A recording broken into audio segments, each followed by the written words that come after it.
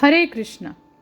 I am Radhika Pyari Devidasi, and this is the continuation of the Mahabharat series retold by Krishna Dharma Prabhu. Part 2, Chapter 14. Yudhishthiŕ will be captured. Again the armies collided on the field of Kurukshetra for the 11th day of battle. Karna, coming fresh into the fight, carved a path of destruction through the Pandava forces. The Kaurava soldiers were delighted as they witnessed him causing havoc among their foes. Surely the Pandavas will soon flee. Here is Karna, capable of crushing the celestial armies. Bhishma has treated Kunti's sons with tenderness, but Karna will not spare them. The din of battle resounded for miles, sending animals in distant forests bounding away in fear. Billowing clouds of dust, like heaps of tawny silk, rose up and obscured the sun. Weapons fell in thick showers on both armies, and the terrifying slaughter began once again.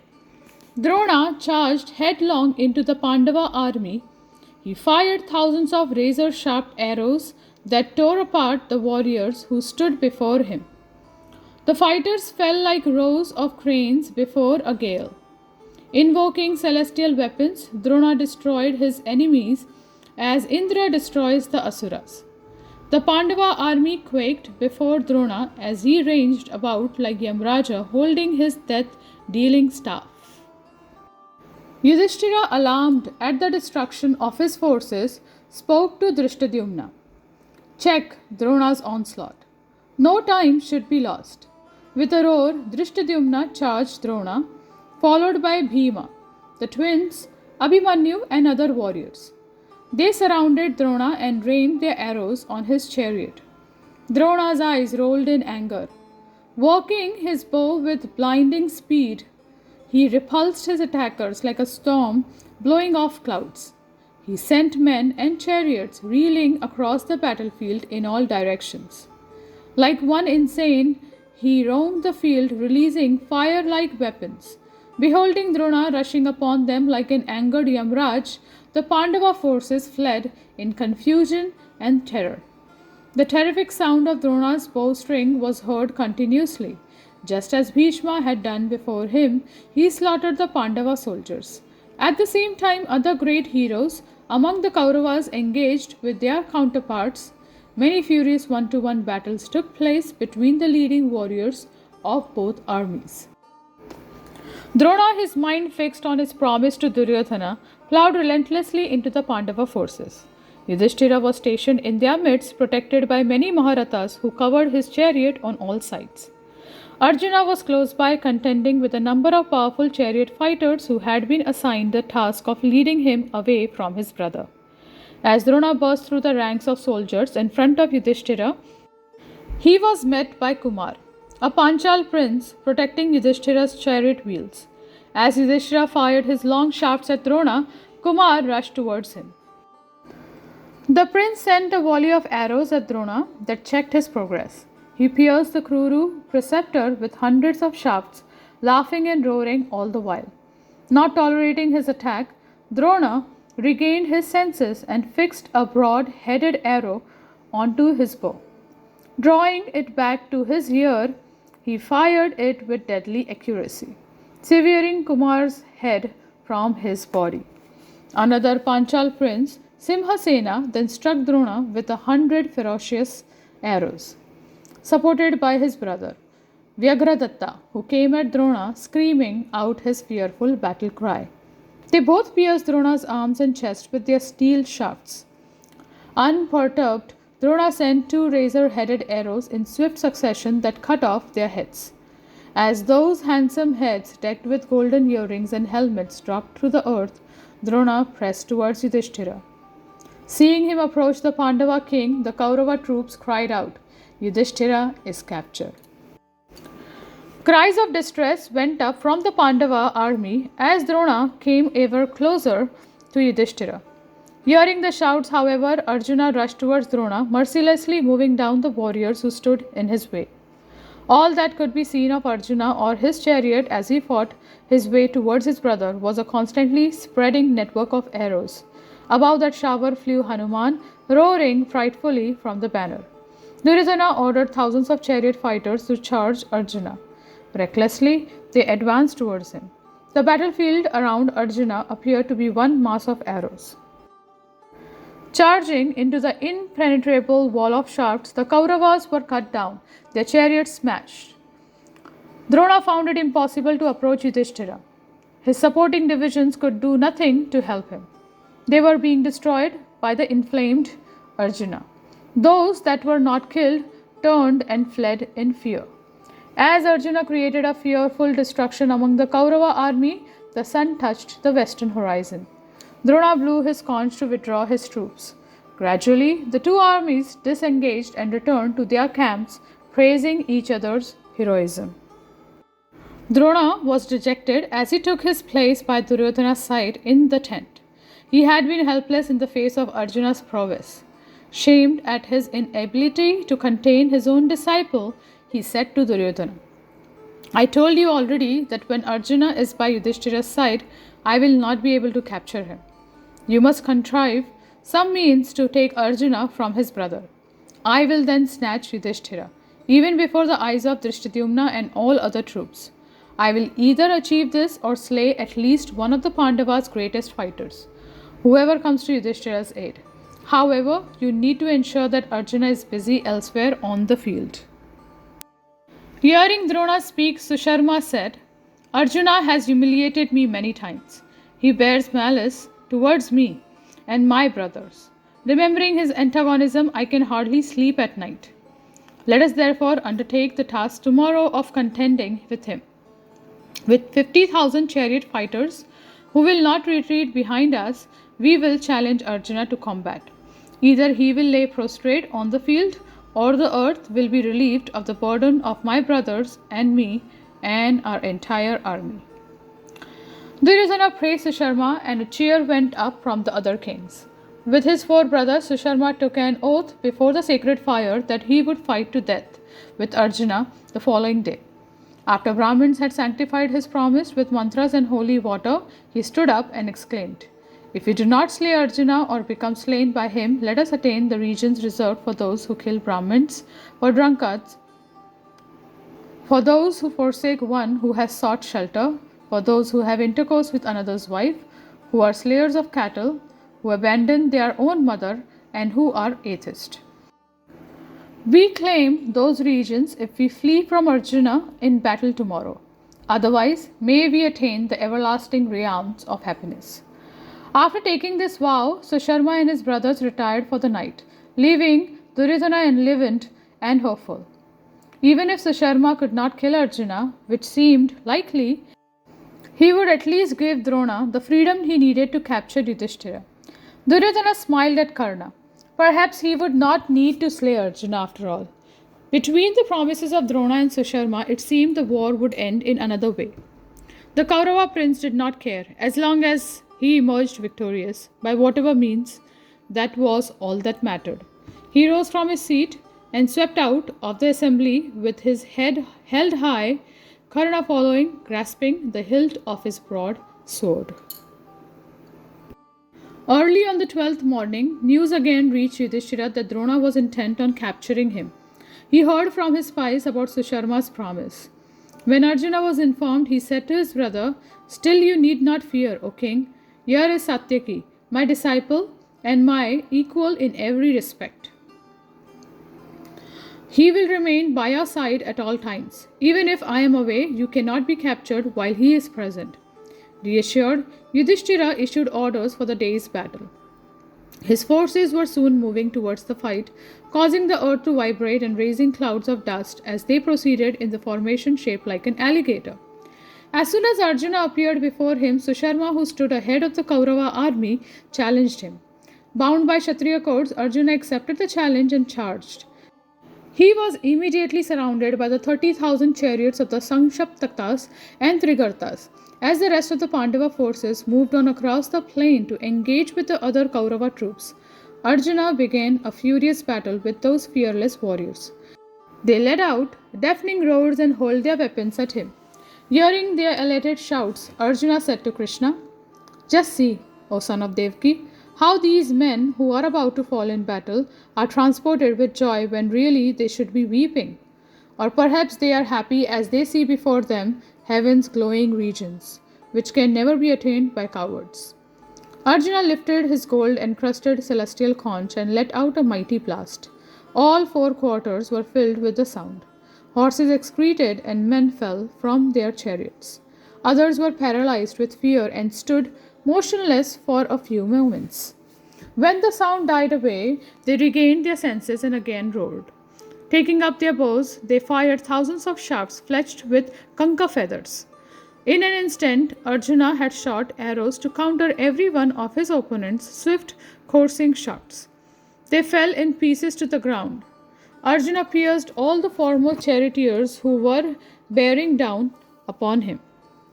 Susharma and his brothers responded with the sharp-pointed arrows that struck Arjuna's arms and chest.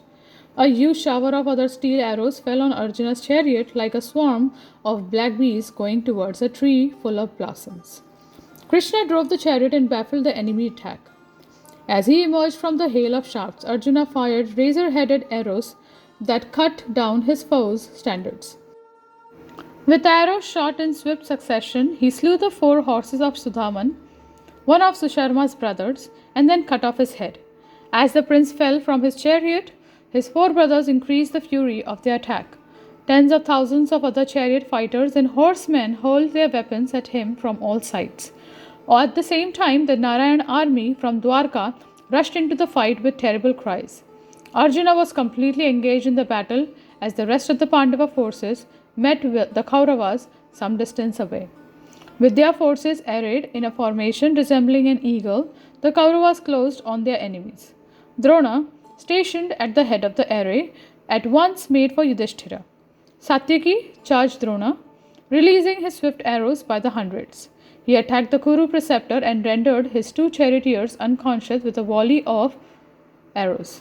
Piercing his horses with even more arrows, he brought Drona's chariot to a halt. Drona was filled with rage. He gazed at his antagonist with bloodshot eyes. Considering that Satyaki's time had come, he shot a dozen snake-like shafts that sundered his bow and pierced his armor. Unperturbed, Satyaki grasped another bow and replied with 30 of his own arrows.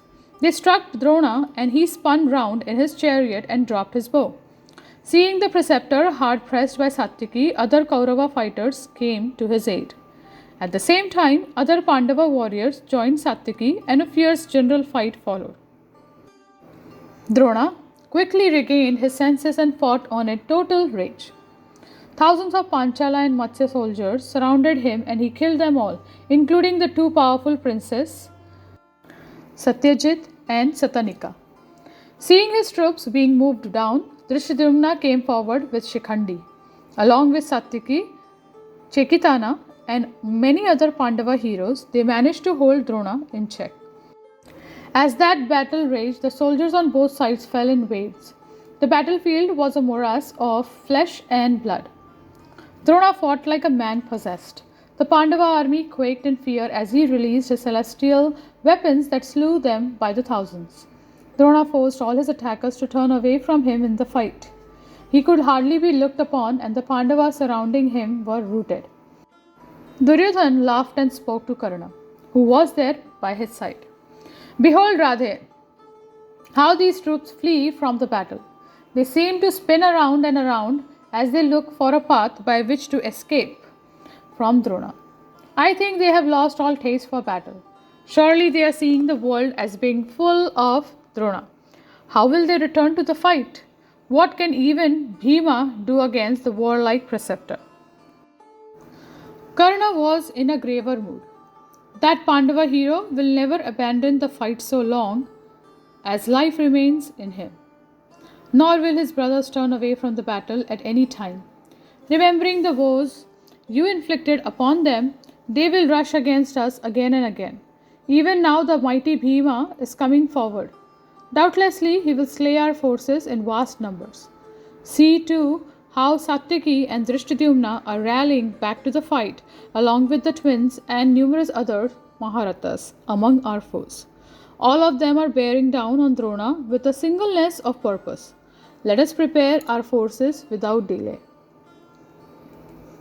Duryodhana looked across the field. He saw Bhima's chariot, drawn by its 4 red horses, racing towards Drona. Bhima was flanked by Drishtadhyumna and Satyaki. The 3 warriors roared like lions as they approached the Kuru commander. Behind them came a great wave of chariot fighters and horsemen, releasing showers of arrows as they charged. Duryodhana broke from Karna and raced across the field, issuing orders for Drona's protection. A number of Kaurava heroes came between the Kuru preceptor and his assailants, and soon the fight resumed with full force. Duryodhana personally attacked Bhima, his mind seized with anger. At the head of a massive elephant force, he challenged the Pandava with insulting words. Bhima laughingly shot spiked arrows at the elephants. Drawing his great bow back to his ear, he sent his shafts with such force that they felled the elephants one after another. Bhima's chariot moved like the wind from side to side as he rained down his irresistible weapons. He dispersed his attackers like a tempest, scattering clouds. The blood-soaked elephants, pierced all over, appeared beautiful like dark clouds lit by the rays of the setting sun. Excited, Duryodhana approached Bhima and pierced him with a number of shafts. Bhima turned his blood-red eyes towards the Kaurava and licked his lips. Instantly he shot dozens of gold-winged arrows, which pierced Duryodhana deeply. With a broad-headed shaft, he brought down the black gem encrusted serpent banner that flew above Duryodhana's chariot. He then severed Duryodhana's bow with another shaft and sent up a roar. Seeing the Kaurava leader afflicted by Bhima, the barbarian king leading the elephant division came forward on his massive beast. Without delay, Bhima struck the elephant between the eyes with a powerful shaft that stopped it in its tracks. With 4 more arrows, he brought the elephant crashing to the ground. As it fell like a mountain struck by a thunderbolt, the barbarian chief tried to leap clear. But even as he jumped, Bhima cut off his head with a razor-headed arrow fired with deadly accuracy. Seeing their leader slain, the other elephant warriors fled. Duryodhana tried to rally them, but without success. He moved away from Bhima and saw Bhagadatta coming up fast to assist him. The mighty fighter, on his invincible elephant Supratika, rushed towards Bhima, seeming to fly over the battlefield. Bhima fired his long shafts at the charging beast, but they fell harmlessly from its body. In a moment, the elephant reached Bhima's chariot and crushed it along with its horses as Bhima threw himself clear. Supratika reared up again and again, screaming in fury and looking around for Bhima. The Pandava ran beneath the beast and struck it with its bare arms. In pain, the elephant whirled around like a potter's wheel. Bhima came out from beneath it, and the elephant seized him in its trunk. Bhima spun round and freed himself from the twine of the trunk and again hid beneath the screaming beast that was endeavoring to kill him. Yudhishthiŕ saw Bhima and ordered a division of his own elephants to assist him. As Supratika was diverted by the attack of enemy elephants, Bhima saw his chance and he dashed away. A battle then ensued between Bhagadatta and the Pandava forces mounted on elephants, led by the Dasharana king. They surrounded Bhagadatta and covered him with volleys of arrows. Bhagadatta fended off their shafts with his whirling hook. Goading Supratika forward, he trampled and crushed the enemy forces like a storm crushing a forest. Chariots, horsemen, and infantry were mangled as the great beast rampaged across the field. Impervious to its foes' weapons, the elephant caused chaos among the Pandava forces. Soldiers fled and their animals cried in terror. Rising above the sound were Supratika's frightful screams as it thundered about the field unchecked. Some way off, Arjuna battled on alone against the Samshaptakas and the Narayan army. As he fought, he could hear Supratika's screams. Recognizing the sound, he said, "O Madhusudan, it is clear that the Pragyotisha ruler is annihilating our army. I doubt if anyone can stop his elephant except us. What then is my duty, O Krishna?" I think I should proceed at once where Bhagadatta is roaring out his battle cry. Dispatching him and his beast to that support, I will then return to this fight. Krishna agreed and urged Arjuna's horses towards the rest of the Pandava army. As they raced away, however, the Samshaptakas called out from behind, "Why do you flee from the fight? Turn and face us again, for you have not yet defeated us." Arjuna was caught in a dilemma. He wanted to save his army from Bhagadatta, but he could not avoid the Samshaptakas. No Kshatriya worthy of the name could refuse the challenge. He told Krishna to stop the chariot and turn round. First he would wipe out the entire Samshaptaka's force, then deal with Bhagadatta. As Krishna wheeled the chariot around, Arjuna still could not fix his mind. There were hundreds of thousands of warriors supporting Susharma and his army. They were spread out over a large area and it could take hours to overcome them. By then, Bhagadatta and his unstoppable elephant might have done untold damage. Suddenly, the Samshaptakas launched a coordinated attack on Arjuna. Countless arrows descended upon his chariot, striking both him and Krishna.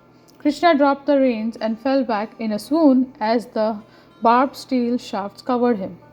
The chariot stopped and vanished beneath the hail of arrows. Losing his patience, Arjuna decided to invoke the Brahmastra weapon. He fixed a golden arrow to his bow and chanted sacred mantras to bring the awful weapon into being.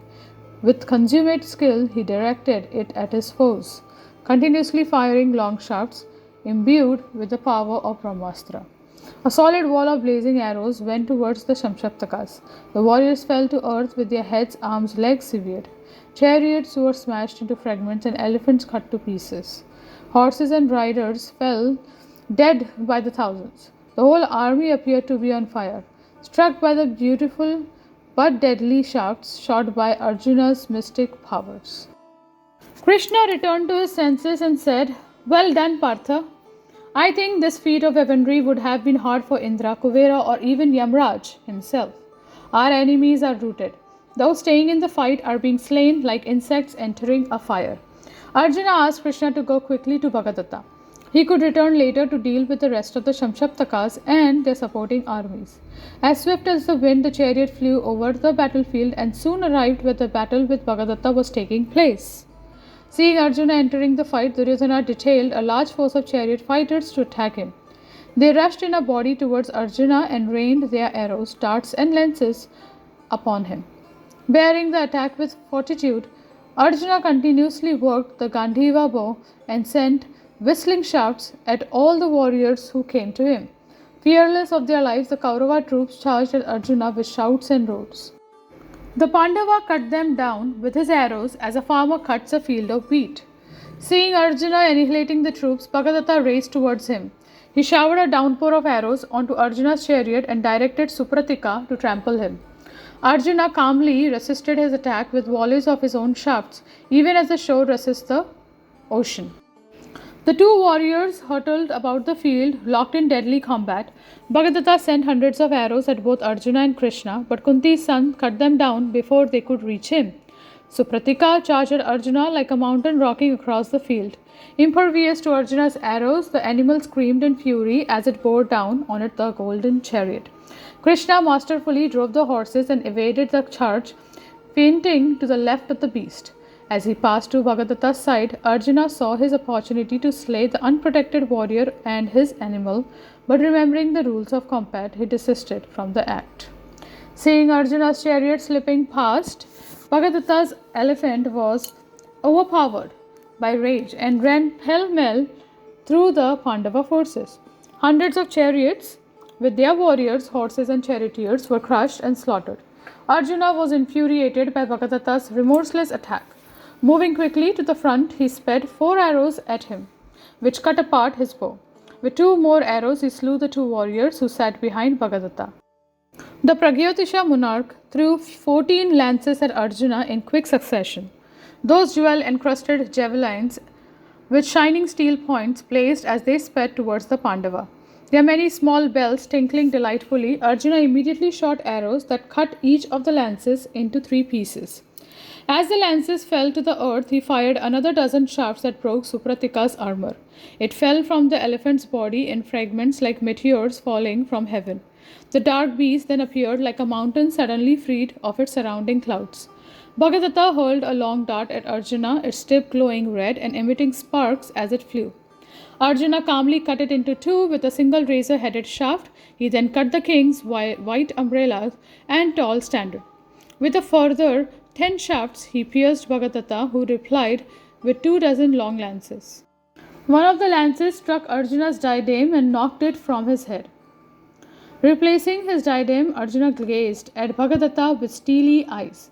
He shouted out, "Take a last look at this world, O king." Bhagadatta quickly took up a new bow and covered Arjuna and Krishna with a shower of barbed arrows. Arjuna released a cluster of flat-headed shafts that cut his bow to pieces and pierced all his limbs. Taking up his golden hook, Bhagadatta thought of the Vaishnava weapon, which was in his possession. Reciting the ancient aphorisms to invoke that irresistible weapon, he charged his elephant hook with its potency and hurled it at Arjuna. All the warriors witnessing the fight between Arjuna and Bhagadatta gasped as they saw the missile capable of killing all creatures fly towards Arjuna. Suddenly Krishna stood up from his place on the chariot. Throwing out his arms, he received the weapon full on the chest. As it struck him, it turned into a garland of celestial flowers and wrapped itself around his neck. Arjuna was mortified. Why had Krishna interfered? Keeping his eyes on Bhagadatta, who had been stunned by Krishna's thwarting of the Vaishnava missile, he said, "O lotus-eyed one, your promise was that you would drive my horses and never enter the fight. Why have you interceded? I could understand you taking it upon yourself to protect me when I am incapable or about to fall. But here I stand with all my faculties and weapons. Not even the combined celestials and asuras could defeat me. How have you felt it necessary to act as you just did?" Slowly circling the chariot around Bhagadatta, Krishna replied, "Here, O sinless one, the origin of the weapon that Bhagadatta released for your destruction. Long ago, when I awoke from the slumber in my form as Mahavishnu, the earth goddess came to me seeking a boon. Knowing that I was inclined to grant favors at that time, she said, 'Please bestow upon my son Naraka the Vaishnava weapon. Let it be that he cannot be slain by any being.' I replied, 'O goddess, it shall be so. Your son will be invincible, protected by my weapon.' She then went away and her son received the weapon, which he later passed on to Bhagadatta. This weapon can slay any being within the three worlds, including Indra and Rudra. Therefore, for your sake, O Arjuna, I baffled the missile. Now you may slay your opponent, this implacable enemy of the gods, Bhagadatta, even as in days gone by I slew Naraka in the great fight." Understanding that Krishna had saved his life, Arjuna fixed his gaze on Bhagadatta. He swiftly covered him with hundreds of straight flying shafts. As Bhagadatta parried the attack, Arjuna took up a long golden lance. He drew it back and, invoking the power of Indra, hurled it with all his strength at Supratika. It went into the elephant's head right up to its golden wings. Supratika stopped in its tracks, its limbs paralyzed. Although goaded by Bhagadatta, it slowly fell to the earth like an enormous hill uprooted by a thunderbolt. As his elephant screamed, Bhagadatta leapt from his back. Before Bhagadatta reached the ground, Arjuna shot a crescent-headed shaft that tore open his breast and cut his heart into two. His bright turban fell from his head like a petal falling from a lotus whose stem has been violently struck. He dropped to the earth with his golden garland broken and scattered. His arms and legs spread akimbo. He appeared like a god fallen from the heaven when his pious credits have expired. Arjuna circumambulated his foe in respect.